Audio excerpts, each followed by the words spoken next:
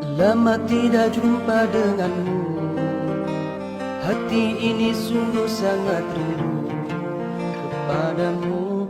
Hai murid-muridku, kapankah bertemu? Libur ini terlalu panjang, hingga di rumahku merasa bosan. Ingin berangkat ke sekolahan, berjumpa kalian.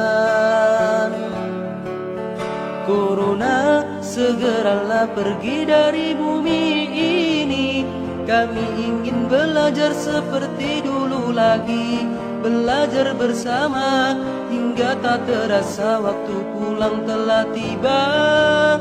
Ya Allah, ku mohon ampuni dosa-dosa kami serta dosa-dosa seluruh umat di bumi.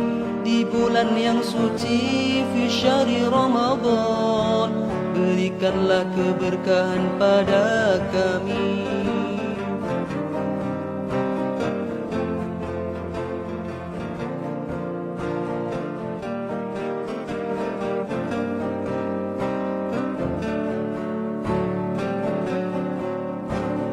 Lama tidak jumpa denganmu, hati ini sungguh sangat rindu kepadamu. Hai murid-muridku, kapankah bertemu? Bersabarlah selalu murid-muridku, keadaan ini pastikan berlalu. Ingat selalu pesan bapak ibu, di rumahlah dulu. Corona, segeralah pergi dari bumi ini. Kami ingin belajar seperti dulu lagi, belajar bersama hingga tak terasa waktu pulang telah tiba. Ya Allah, ku mohon ampuni dosa-dosa kami serta dosa-dosa seluruh umat di bumi.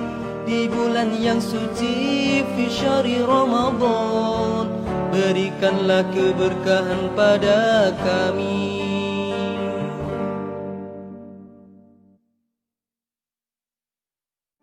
Lama tidak jumpa denganmu, hati ini sungguh sangat rindu kepadamu. Hai murid-muridku, kapankah bertemu? Libur ini terlalu panjang, hingga di rumahku merasa bosan. Ingin berangkat ke sekolahan, berjumpa kalian.